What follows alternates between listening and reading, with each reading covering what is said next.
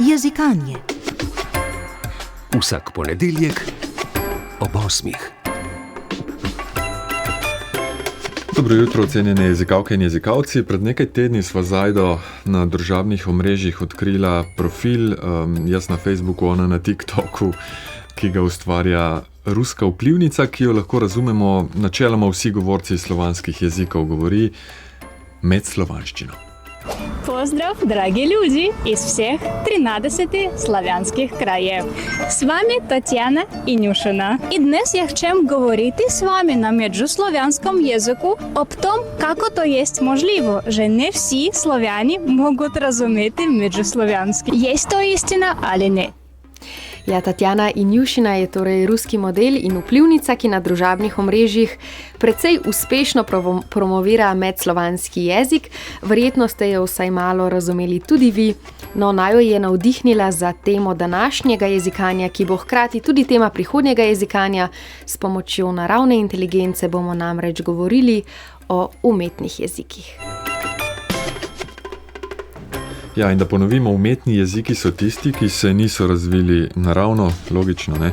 Ampak so nastali, ko se je nekdo odločil, da bo ustvaril nov jezik. Gre za zelo široko in raznoliko področje, pravi najina današnja sogovornica, etimologinja z Inštituta za slovenski jezik Frana Ramovša, ZRC SAZU, doktorica Simona Klemenčič. Nasplošno jih delimo na eksperimentalne jezike, recimo.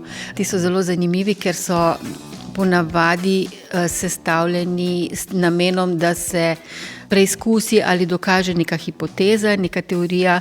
Eden od teh umetnih jezikov je takšen, da je poljščina predstavljena tako, kot da bi bila romanski jezik, pa lahko pogledamo, kaj se s tem zgodi. Imamo filozofske jezike, kot so sol, resol ali pa real character, Blissovi simboli, en tak zanimiv projekt. Imamo logične jezike, kot je ložban, kar pomeni logični jezik. Imamo umetniške fantazijske jezike.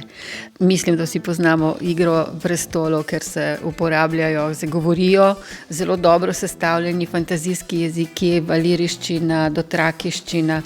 Klingonščina je en tak jezik, ki je tudi polno funkcionira in so ljudje, ki ga govorijo.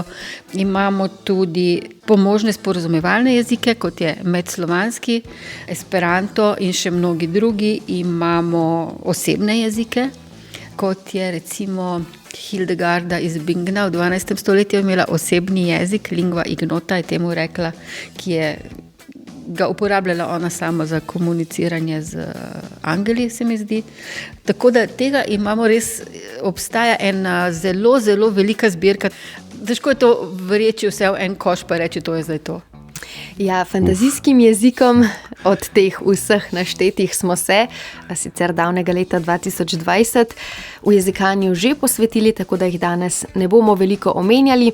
Vsekakor pa vabljeni k poslušanju epizode z naslovom Od Esperanta in slovja do klingona. Kot zanimivost pa lahko danes vseeno dodava, da je v omenjeni klingon oziroma klingonščino, umetni jezik, ki ga govorijo klingonci v nanizanki Zvezdne steze, preveden celo ep o Gilgamešu. Zelo uporabno, zagotovo. Simona Klemenčič je omenila še en zanimiv umetni jezik, ki pa je nastal zgolj v pisni obliki. Pisavo zanj, ki je sestavljena iz ideogramov oziroma grafičnih znamenj, je med drugo svetovno vojno začel razvijati Charles K. Bliss, sicer kemijski inženir, ki se je zaradi svojega judovskega porekla iz Avstrije zatekel v Šanghaj. Tam ga je med drugim navdihnila kitajska pisava. Kot cilj si je zadal ustvariti preprosto pisavo, ki bo omogočila sporazumevanje prav vseh ljudi na svetu, ne glede na njihov materni jezik. Uporaba Blissovih simbolov se sicer ni zelo razširila, se je pa pozneje v 70. letih izkazalo, da je jezik, ta njegov ustvarjen, uporaben tudi na področju nadomestne in dopolnilne komunikacije, ki ljudem s prirojenimi težavami ali poškodbami lajša sporazumevanje s svetom. Ja, da pa se bomo, čeprav v naravnem jeziku, v prihodnjih minutah lažje sporazumevali in bolje razumeli, bomo, preden nadaljujemo, ponovili to osnovno delitev umetnih jezikov. Tadej, se ti še spomniš? Seveda, a priori in a posteriori. Klingonci bi rekli khapla, uspeh. Pričemer a posteriori so jeziki, ki temelijo na že obstoječih jezikih. predvsem kar se tiče besedja. Zato imamo en kup projektov, Esperanto je pač nekako zmagal, ampak imamo en kup projektov, ki temeljijo na latinščini oziroma romanskih jezikih. Latino, sine, fleksione, interlingua, mi smo imeli Eulalijo, slovenski poskus, ki ni zaživel. To se pravi, to je ena taka možnost. Tudi medslovanski, međuslavjanski ali interslavik jezik temelji na obstoječih jezikih. Potem imamo pa drugo možnost in to so a priori jeziki, tam pa je besedje izmišljeno. Taki so ravno fantazijski jeziki, kot valiriščina, dotrakiščina, klingonščina. Ja, pa tudi recimo prej omenjeni Sol Resol, ki ga je v 19. stoletju, natančneje okrog leta 1817 zasnoval francoski violinist, skladatelj in glasbeni učitelj Jean-François Sudre. Sol Resol si je zamislil kot univerzalni mednarodni jezik, ki bi presegel jezikovne in kulturne meje. Ja, temelji pa na 7 solmizacijskih zlogih oziroma na 7 tonih, ki jih poimenujemo zlogi do, re, mi, fa, sol, la, si. Zato Sol Resol, ne? Tako. Dobrodošli recimo zveni takole, pa mi oprostite, če morda ne bom čisto zadela, ampak tako nekako mi, sol, re, sol, torej mi, sol, re, sol in to je dobrodošli. Je pa zanimiva značilnost. Jaz te nisem razumel. Je pa prijeten zven, ne? Zanimiva značilnost jezika sol, re, sol pa je tudi, da besede z nasprotnim pomenom tvorimo tako, da obrnemo zaporedje zlogov. Recimo, dobro je fa, la, torej in slabo je ravno obratno, la, fa. No, zdaj pa povej še, kako bi rekla nedobrodošli. Ne se hecam. Morda kdaj drugič. No, ko sva pa že pri la, fa, la, dan je a priori umetni jezik, s katerim se zadnje čase raziskovalno ukvarja doktorica Simona Klemenčič. In to je ginocentričen jezik, kar pomeni, da v ospredje postavlja ginocentričen žensko, ne? Nastal pa je na podlagi hipoteze, da so jeziki sveta androcentrični, torej da so prilagojeni pojmovnemu in čustvenemu svetu moških. Ustvarila ga je ameriška eksperimentalna jezikoslovka Suzette Haden Elgin. Ustvarjen je kot kompleten jezik z vso slovnico, z vsem besedjem, kar je seveda zelo velik projekt in zelo dobro funkcionira, ima pa zelo malo govorcev, manj kot 10 v tem trenutku. Zanimivo je zaradi tega, najprej zaradi tega, ker je to tonemski jezik. Toni besed nosijo s seboj tudi pomene.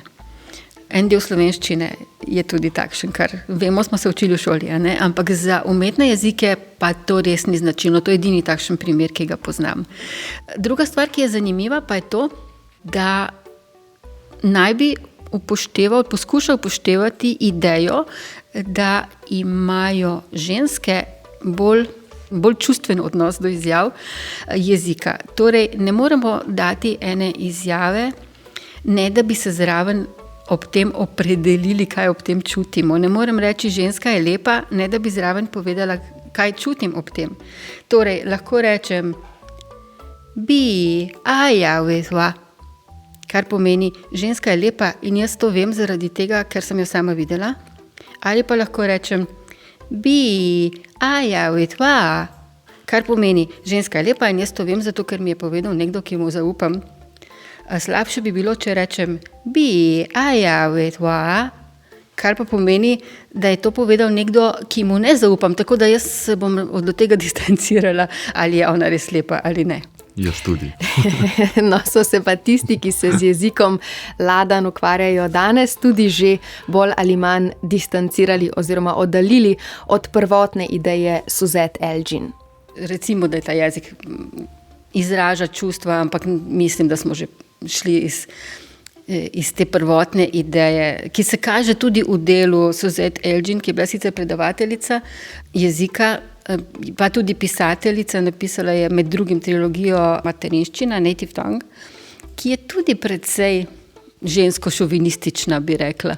Njeni liki so zelo črno-belo orisani. Ženske so vse plemenite, dobre in izjemno inteligentne, moški so pa neumni in psihopati. Tako nekako.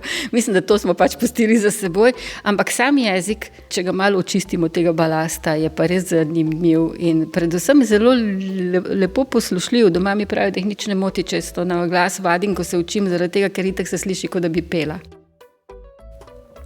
Ja, pa še eno zanimivost. Ladana izpostavi Simona Klemenčič, da moraš že na začetku izjave povedati, kakšna bo ta izjava.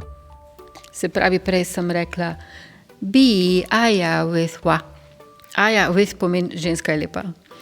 Na začetku ta be pa pomeni, da je izjava, ki sledi, trdilna. To se pravi, da ima na koncu piko. To se pravi, da moram na začetku stavka že vedeti, ali sprašujem, ne moram si vmes premisliti, ali ukazujem, kar je zelo redko, ker ženske menda smo bolj nežne, vsaj po mnenju avtorice tega projekta, ali grozim, še manjkrat, skoraj se ne uporablja, to že na začetku piše tam v slovnici, to bo zelo redko, da bomo uporabljali. Zanimivo je to, da moraš na začetku stavka že vedeti, kako hočeš končati, kar se pravzaprav ne ujema s tem, da naj bi bile ženske intuitivne in da bi se torej lahko vmes premislile. Recimo, take stvari so zanimive. Pogledaš, kakšna je ideja in potem se vprašaš, preizkusiš na sebi, kako to deluje. Ja, zanimivo pa je, da se meni sliši kot nek azijski, tonemski jezik, ne? Ja, vsekakor zelo lepo in nemoteče zveni, za razliko od morda esperanta, ki malo bolj grobo deluje.